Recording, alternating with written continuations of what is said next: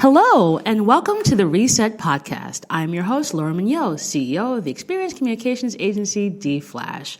Each week, I bring on an interesting person who's doing really game-changing things in their industry.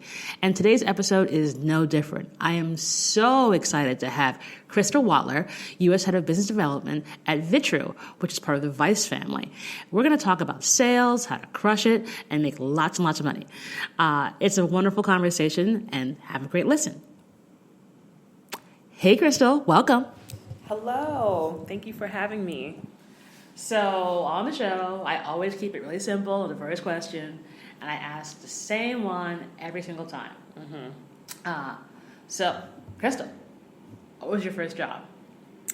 So my first job was at Sears in the telemarketing division, responsible for getting people to buy and extend their warranties on their appliances. And looking back on my journey, and they always say, when you're going through life, you don't realize how all the dots are connected. But, looking back on it, I started my job in sales. I was going to say, that's it's exactly, I mean, that makes perfect sense. It's kind of crazy. And I got fired.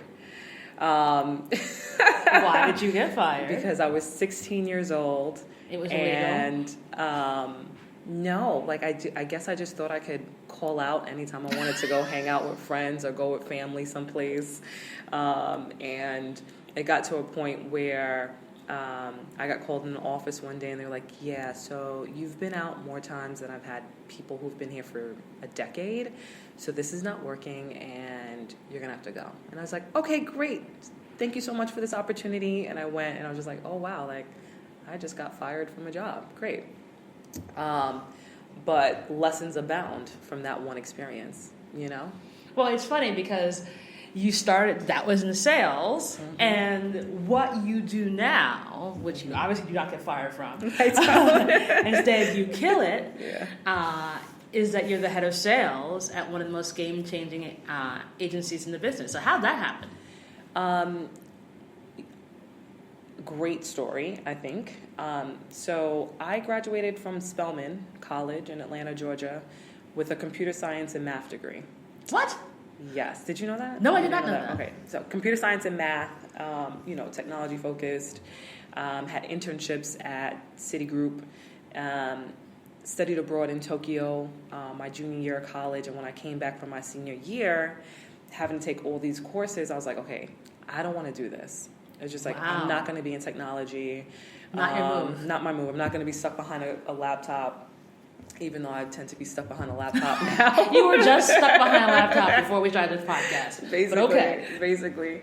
And when I graduated in 2004, there was no such thing as advertising agencies coming on campus to recruit. Really? Right? In 2004? Oh, yeah. But at that time, I think Facebook had just opened the platform up to other colleges. So the notion of technology meets commerce in a creative way, it just wasn't something that was in my vocabulary or just within my realm of understanding, right? Again, I was computer science and math. Never took a marketing course, never took an advertising course. And the application of technology within the business wasn't, as prevalent as it is now. So when I was graduating, it was I had two options, consulting or banking. And so I had already worked in technology at Citigroup, so I went for banking. And I got accepted into this 2-year corporate banking analyst program and was there for a couple of years, again, working in client management, supporting the sales team, selling products to hedge funds and mutual funds. So again, there goes that red thread of being on a sales team and understanding what it means to But you didn't know what you were actually going to become. No, absolutely not. I was just like, okay, this is cool. All right. Then I got an opportunity to work at Goldman Sachs in London. And in that experience, I was just like, okay, hate the job, love the experience. London's right? awesome. London is Home awesome. I have so many friends in London who are near and dear to my heart. And after that experience, after 1 year, I said, you know what? Living in London is not as important to me as figuring out how I should be spending my day. So I moved back to New York and did something that many Americans don't do, many immigrant children don't do, which is I took 6 months off.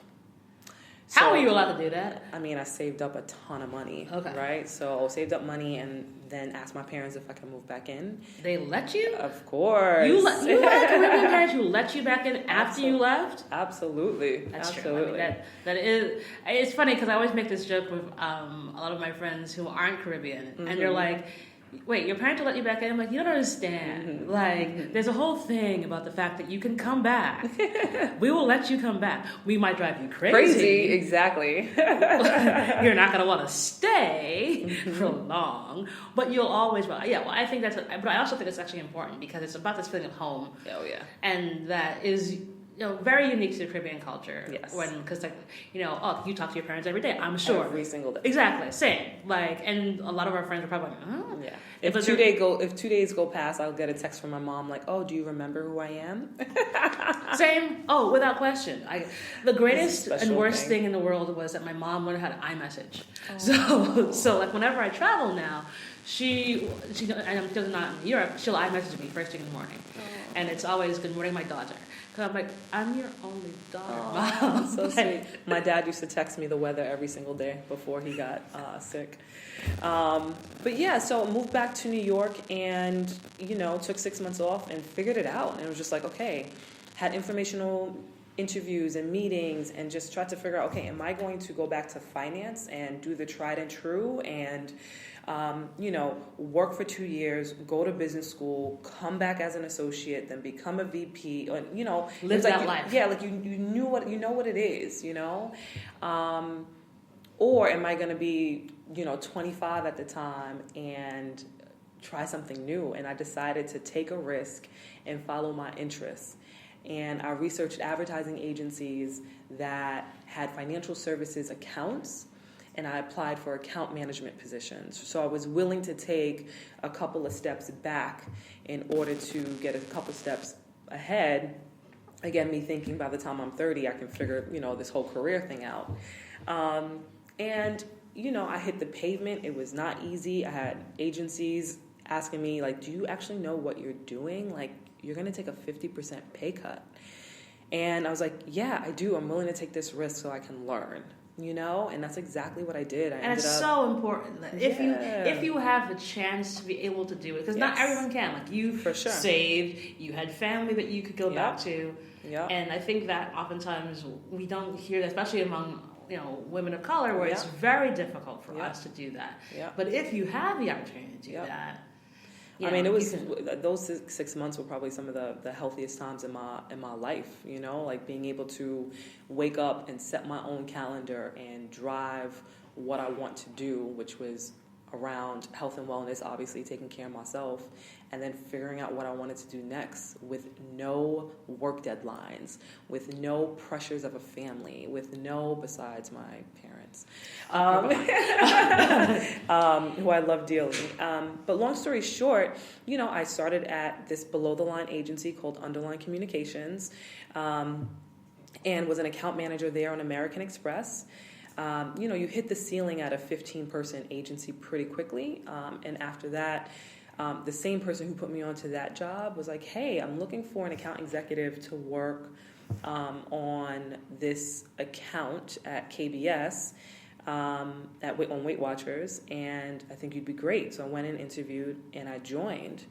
And there is where the evolution of Krystle and business development got started, right? So was at KBS for almost 5 years. Which is unheard of for a black woman advertising agency. Yeah. How did you do that?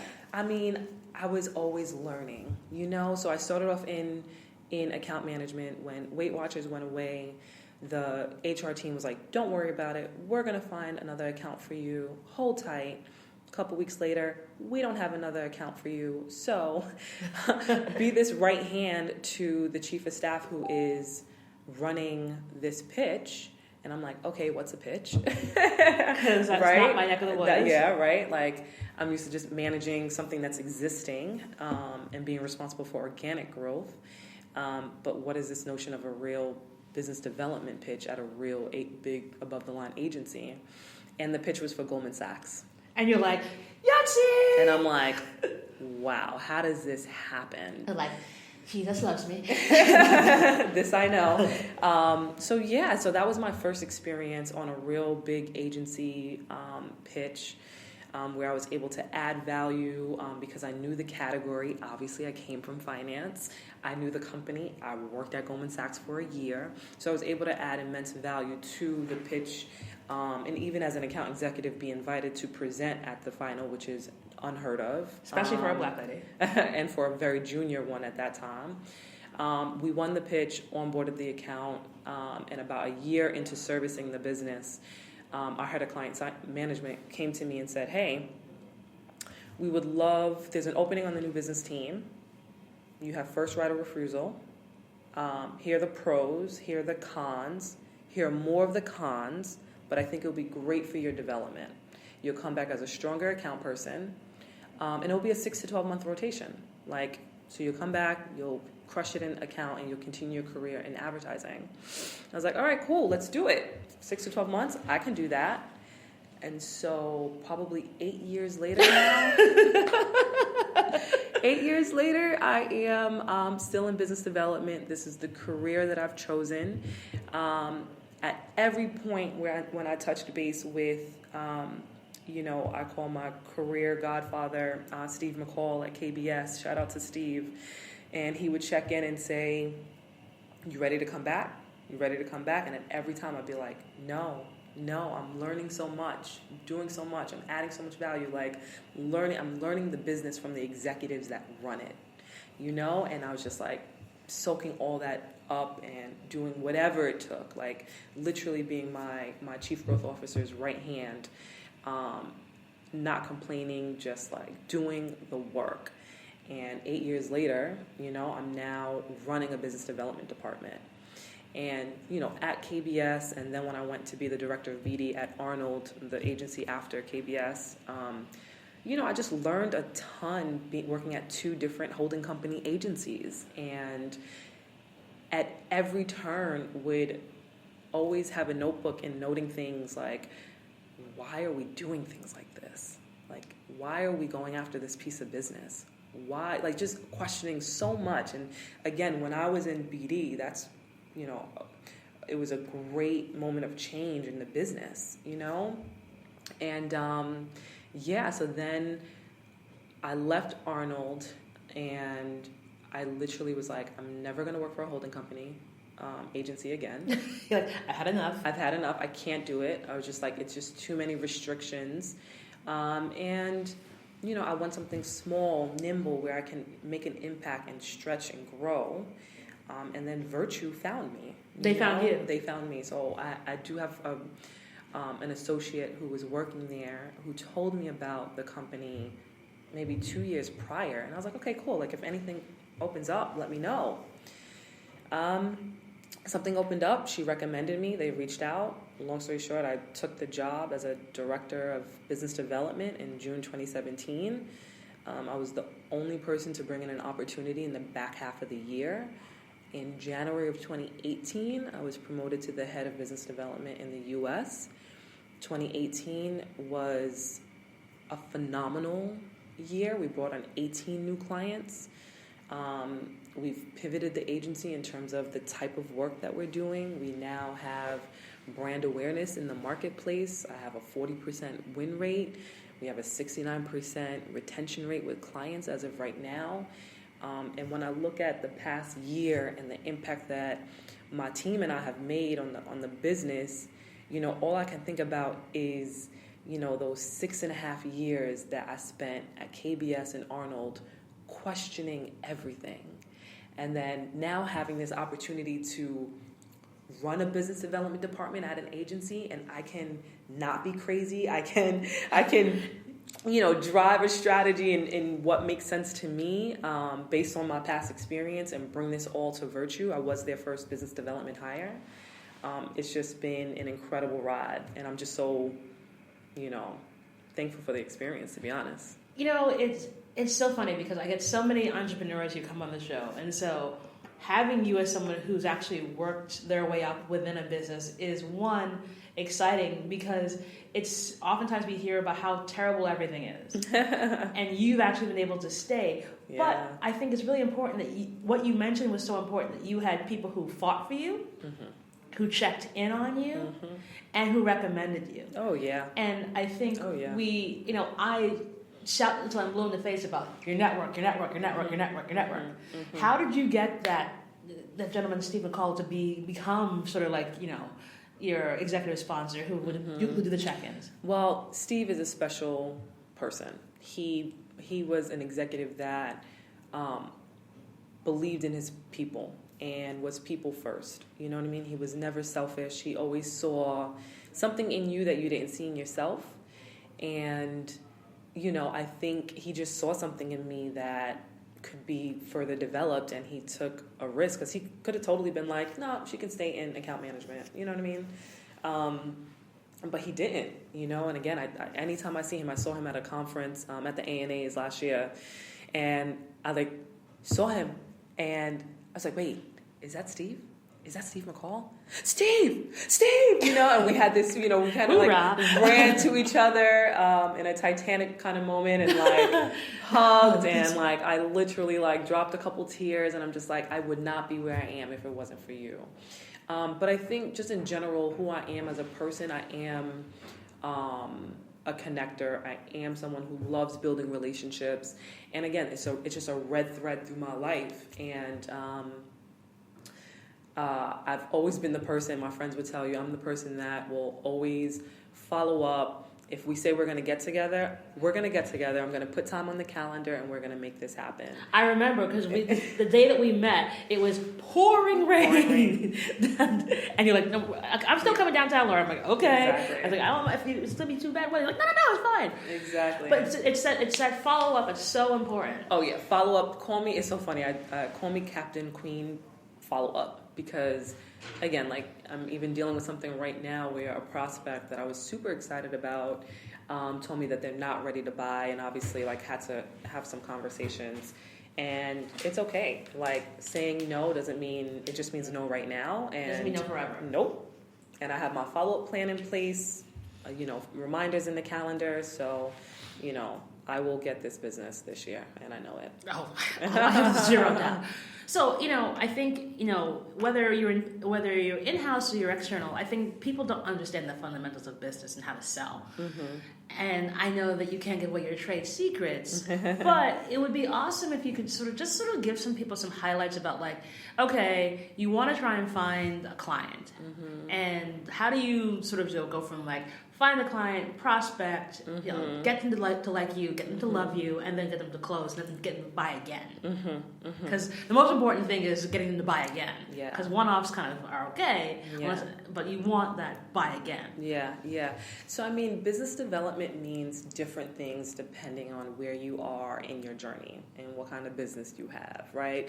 So, as it relates to Virtue, we just didn't have a business development strategy at all, right? So Virtue is this amazing toddler of an agency that was founded in 2006, but at the time it was Vice's in-house agency. So the work that Virtue produced lived on Vice's channels. As time went on, we had clients that would come to us and say, hey, I would love your strategic and creative thinking, but this work is not going to live on Vice. It's going to live on our brand owned and operated channels. So we're like, all right, cool.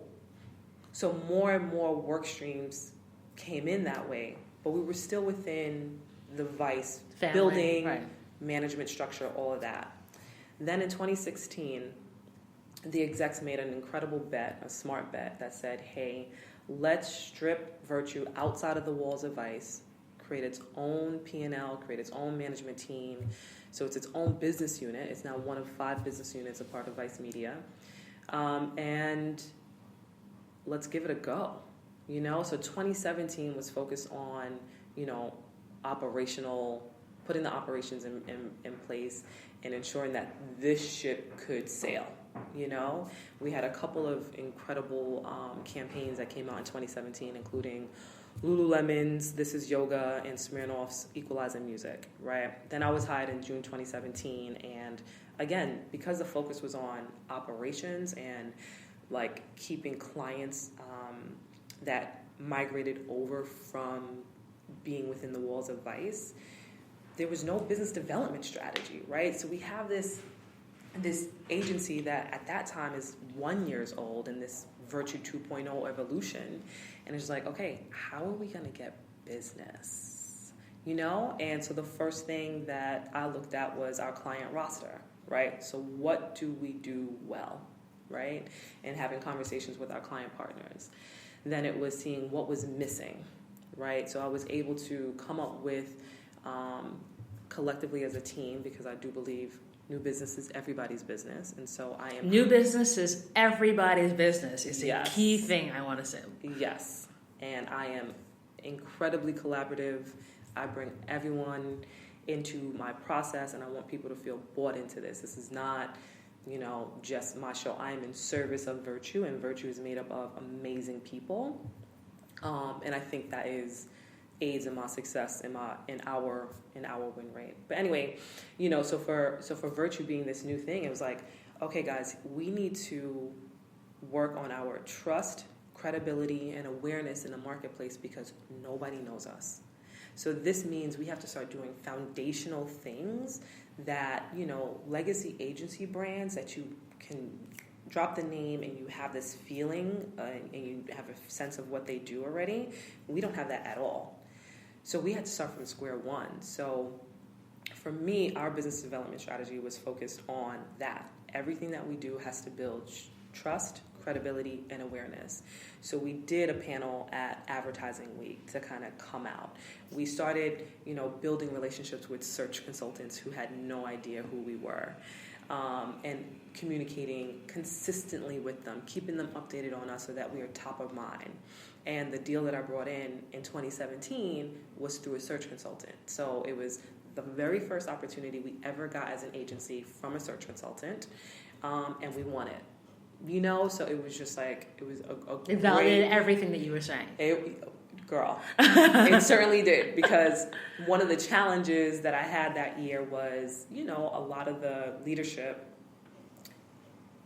came from the Vice side, which is a media organization, right? So in my month 3, I'll never forget, one of the Vice executives, who's no longer at the company, who's an amazing person, literally asked me, okay, Krystle, where are the RFPs? Where are the deals? You know, we hired you in June. It's August now. I was expecting way more. On the media side of the business, they get like, you know, 100 RFPs a week. I'm exaggerating, but it's that type of deal flow. And I had to tell him, that's not how this works. This is how this works. Here's my strategy. Let me execute my strategy. Right? Exactly. It was one of those moments where I was just like, tell me. Exactly. It was one of those moments I was like, all right, Krystle, you better show and prove now. Talking all this mess. And I'm thankful that the strategy and the execution of it proved successful, you know? So we did a lot of foundational items, you know, in BD in advertising world. You have inbound, which is, you know, clients coming to you with opportunities. And so in that case, what's our sales strategy? How are we qualifying opportunities? How do we decide which opportunities to pursue, because we have limited resources? Everyone does. How are we responding? How are we putting our best foot forth? Is that. And then, you know, coming out of last year, now this year, we're focusing more on marketing strategy. Like, all right, how are we showing up in the world? How are we going to affect more qualified lead gen and coming into that? So I don't think I answered your question, but I think it's okay, because business development, it is so wide-ranging, and depending on where you are in your brand journey determines what levers you need to pull and push to get to your results. You know, and for Virtue, it was, for my first year and a half, it was more executing on a sales strategy to get people in, you know, and once we got them in, showing them how amazing we are via certain tactics that we use, to close a deal, you know? And that this year we're focusing more on marketing. No, I think you actually absolutely answered, because I think those are the sort of foundational pieces in terms of like, you have to sort of get the house in order first. Yeah. And you were like, I need to build some structure. Yeah. I got to have a plan. I got to have people to buy into that plan. And then I have to execute upon that plan. Yeah. So if people don't know who we are, go to places where people whose job it is to find me can find me. And I think that works for every business. Like if that means going to a search consultant, if that means going to the conference where like they would know that you're going to be, so you like get on the Ed Week panel. So like, no, look, we were playing by your rules. So I think the same thing happens for every type of business. Like, people have to know who you are. Yeah. You have to deliver on what you say, and then you've got to be able to follow up continuously. And that's I think that's kind of the key with regard to business development. Yeah. So I've been working in advertising for over a decade. You, as I said, are still the only woman of color I have ever met who's in business development, except for me. So basically, in the survey, you and I are 100%. And I am not a classically trained business development person. It's because I own a company, I literally had to become our head of sales. Exactly. Why is that? There is one other woman of color CMO in the business who I consider a mentor. Her name is Tara DeVoe, and she was the former CMO of BBDO New York. So shout out to Tara. She is incredible. She's now in LA working for 3 a.m. But I think it is how people get into business development, right? So one, the industry as a whole has some struggles, challenges, building diverse pipelines of talent. Period. Right? No, and that is for traditional departments, right? So that's for across creative, strategy, account management, production, project management. They struggle as a whole, as industry struggle. Business development is something that is not talked about as a career in this business. This is something that you fall into, that, you know, maybe a junior account person like myself came into it as a new business manager, which was more project management and process focused versus strategy and hunting. And I think, just those two things. Like, one, we don't know about BD as a career option. In general, it's this, you know, especially if you had a larger agency, it's really scary. You know what I mean? Because how larger agency, especially within holding companies, choose to run business development, it can be scary. You know what I mean? And the amount of time and commitment that goes into pitching at that level. So I think it's just the unawareness of it being a career option. And the general lack of diverse pipeline makes it that much more difficult to get people to join a business development team. Because I think it's one of those things, because it's a job that pays well, has a degree of flexibility. The word was degree. Didn't say lots. I said degree. You make it work as you. You make it work. You make it work. But it also gives you a chance to be front facing. And I think, you know, when I worked in agencies, I never knew that business development was an option for me, because I was in the agency at the same time you were. And for me, I was always behind the scenes. I was project manager, managing developers, project director, managing developers and creatives. I was never on a pitch. And I always thought that's like where the guys with English accents all go. And I'm like, well, I was born with an English accent. I just don't have any more. So how about that? But it's interesting because, you know, 10 years later, we're not seeing a huge change. So for you, how have you sort of tried to sort of pull up some young munchkins along the way and be like, hey, look, this is our universe? Yeah, I mean, one, anytime obviously I have a ton of friends that are teachers, so any teachers that ask me to come do career day, I always try to make it work. I mean, always, especially when it's going to my alma mater in Long Island. I went to Union High School. You know that, right? What do you know? Wait, you went to high school? Yeah, I went to UNI as well. I went to Holy Trinity. Yes. I knew we had the Long Island connection. Yes, I knew that. Yes. Right, because you were in Hampstead. That's right. Yeah. Oh, no, I totally forgot about this. Which is insane. Again, like, I love small world. It's bizarre to me that, like, you know, because now you're the third person who grew up in a town, either in my town or a town nearby me. We're all around the same age, and we're all in this industry in different ways. And it's funny that we never met when we were kids. Yeah.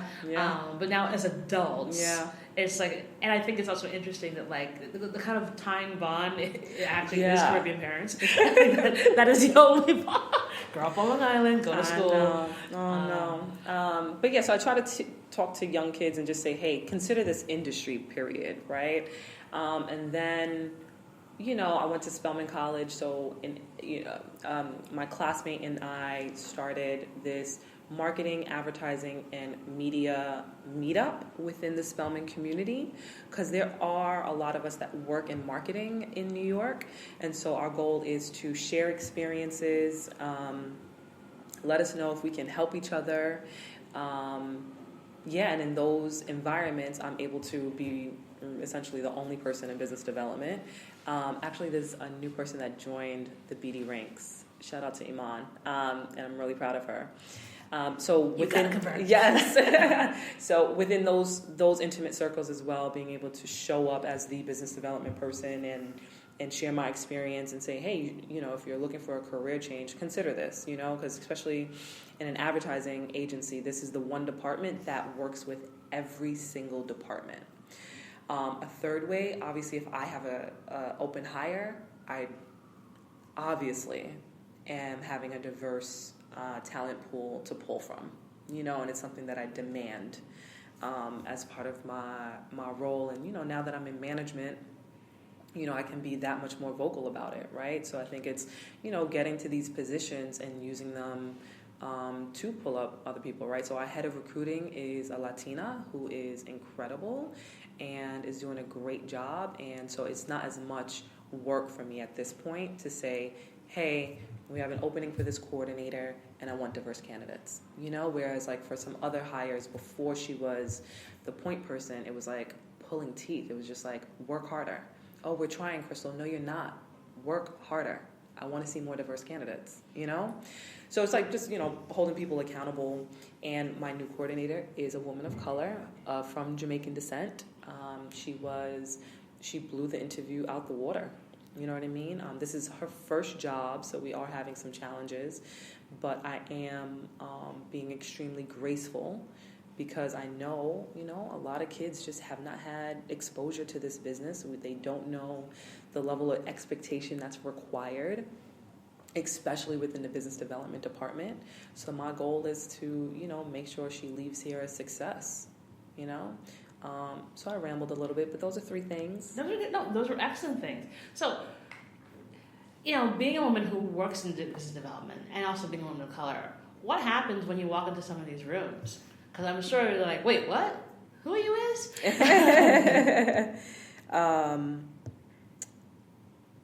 I mean, I'm at a point in my life where on the soapbox now. Krystle's going.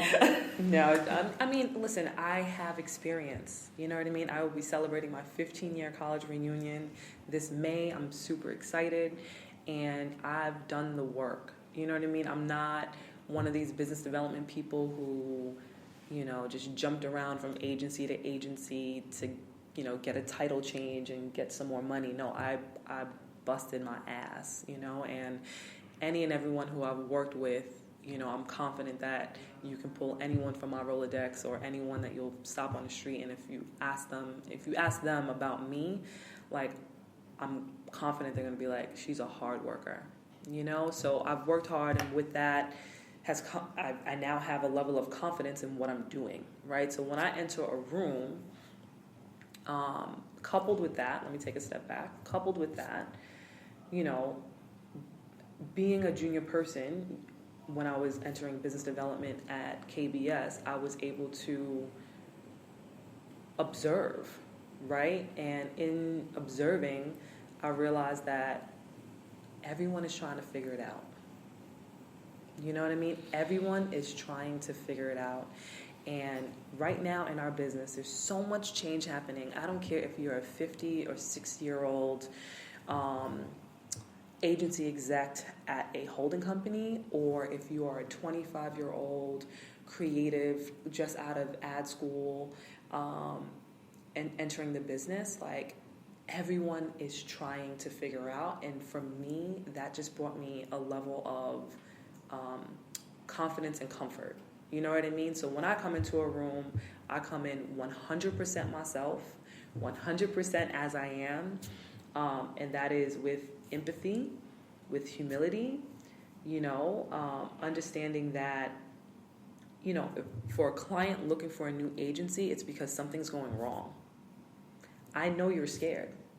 I know, these execs that I'm talking to, clients, and it's just like they have pressures on them. So I always come at it from a position of service. You know what I mean? Like, I can probably tie this back to my Spelman days, to whom much is given, much is expected. But I'm now in a position where I can bring the breadth and depth of virtue to a client to help you solve your potential and your challenges. Like, that's awesome. You know what I mean? So because my mindset is in that kind of abundant state, like, I come in as, I am enough, I belong, and I'm here to help you. What's going on? Let's go. Like, we have a team here, Awesome. We have an awesome strategy creative looking, like it, and I think the feedback has been awesome, right? So, I'm proud that I have clients that tell me we've been the most communicative agency in this pitch. We can tell the team chemistry in the room. Like, you guys really like each other. That's like one of the best compliments that we can get.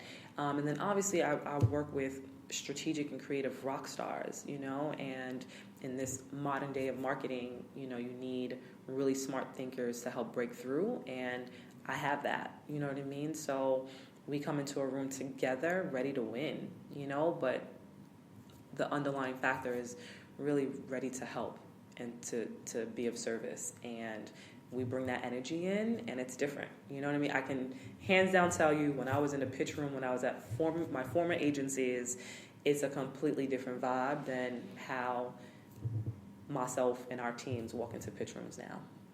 Awesome. Yeah. And I can see it because you just, the swagger with which you explain that. She's like, I got this. So question for you. What would you tell 25-year-old Krystle now that you're a boss? So funny. You are management, and you're responsible for essentially running, the P&L, and making this all come together. So when I was 25, I literally was trying to figure out how to enter this business, right? And I'm so thankful that I had bet on myself. And if I were to go back into that 25 to 30 age range, I'm sorry. You're allowed. I was gonna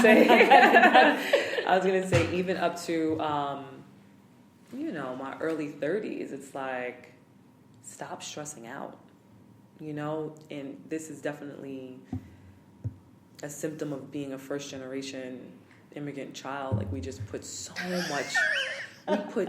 much pressure on ourselves, and it's like our parents who left their countries to come here and, build a better life for you, for themselves, for the family. And there's just like this level of expectation that is spoken and a lot of times unspoken. And we have this incredible sense of pressure, And I think if I were to go back at 25, 26, 27, 28, 29, 30... yesterday. Basically, I would say stop stressing out, stop putting so much pressure on yourself. This notion of not doing enough is false. You are enough. You work hard and just keep going. Like, you got the goods, kid. Like, just keep going and just live your life, and something that I always talk about too is, we work incredibly hard in business development just because of the pressures of the business and the revenue targets that we are held to. But work is only one aspect of my life.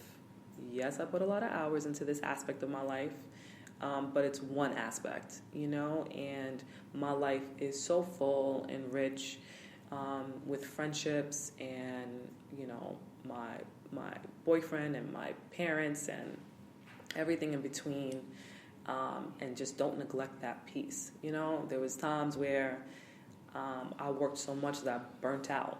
Legit, 2012 or 2013, I suffered burnout, and I wouldn't wish that on anybody. How'd you get out of it? I had to say no to everything. For how long? For a solid 5 to 6 months. Wow. Yeah, so at the time I was the president of the New York Association of the Spelman Alumni chapter, New York chapter. And I had to step down. I think I even broke up with my boyfriend at that time. We took some time off, and I chose to give myself grace and do only what was necessary at work, right? So obviously still performing, but only doing what was necessary, and to give myself that time and space to pour back into me. So to rest, to start working out again, eating better, cooking for myself, like basics of basics. But you know, I was coming from working almost every weekend. I mean, there were times where legit I would take a car home to take a shower. I'd have the car wait outside. Oh my gosh. So I can go inside, shower, go back in the car to go back to work because of whatever crazy pitch we were working on. And again, like, those experiences, not only did they help build me, right? Because those things can break somebody, right? But, you know, I was able to find strength in them and say, like, wow, I can really push myself. And then at the same time, I was able to say, why are we working like this? It's not worth it. Like, what? You know what I mean? And now at this job, I would never in my life, like, expect a pitch team to put that much time into something, right? You know, it's just, anyway, this business is crazy in the way, there's some antiquated ways in which we choose to pitch for business that I'm hopeful with the next generation of leaders coming up, we're going to change that, shift that, and, you know, approach BD in a more modern way that is people first, that's a bit more humility, and like doesn't require people working 23 hours. Good point. Oh yeah, that's insane. So Yeah. What's next for you now? What's next? I mean, 2019, again, our focus is on increasing and solidifying the awareness of virtue in the marketplace, focus on the work, focusing on developing our people, making sure that they're happy. A happy staff makes a happy agency. So focus on culture. So work is good. You know, I'm really excited to see what 2019 is going to bring. Quite literally, I'm going to LA after this. I have some meetings. Have your bags. I see you have your bags. I have some meetings tomorrow, and then meetings in Austin on Friday for South by, and yeah, like I just put one foot in front of the other and work hard. And I guess personally, it's, you know, ensuring that I'm making time for myself, which is hard. And giving yourself the grace, which I think is really important, and such a really important message that we oftentimes, especially as Black women, because we know, you know, we work 7,000 times harder than anybody else, and it never stops. Yeah, and then we're crazy and we say things like, "Damn, I could have done this better." No, you were fine. You did a good job. Let that go. Stop it. Move on. But like, I think when grace. I think it's so important that we say that repeatedly. Like, give yourself a break. Yeah. Like, you've done what you needed to do, and it's so incredible that you were able to take that time and also see the train coming down the tracks and be like, you know what, stepping out. Because we oftentimes, especially, we're like, we see the train coming and we're like, oh, I gotta keep going, and then the train hits us and we fall apart. Exactly. And you're just like, you get sick and you're like, what? Yep. So I think, you know, the ability to essentially let listen to your body and know that, okay, this is what I need to do in order to like be okay. Yep. And no matter what else happens, I need to be okay, because guess what? If I'm okay, everything else is going to be okay. Absolutely. Absolutely. Oh, I know something else I'm looking forward to this year. Okay. I'm looking forward to speaking more and coming out from, behind the walls of, me being a behind the scenes type of person. And I would like to thank you for your mission and your purpose in this world of bringing more people of color out and getting them on panels and speaking. And you're right, it's really important. And it's something that, some of us just weren't taught or believed we were worthy, and so this is my first podcast. You did an awesome job. I want to thank you for this opportunity. Aww. And I hope I can, not hope, I will do more things. You told me about I need to start writing more on LinkedIn. You told me all the things. I'm gonna get it done. Of course, I have every confidence that you will. Well, Krystle, it's been such a pleasure to have you on the show. You've given us so much awesome advice, and I can't wait to see what you do next. So that's the show. Thanks, everybody. Thank you.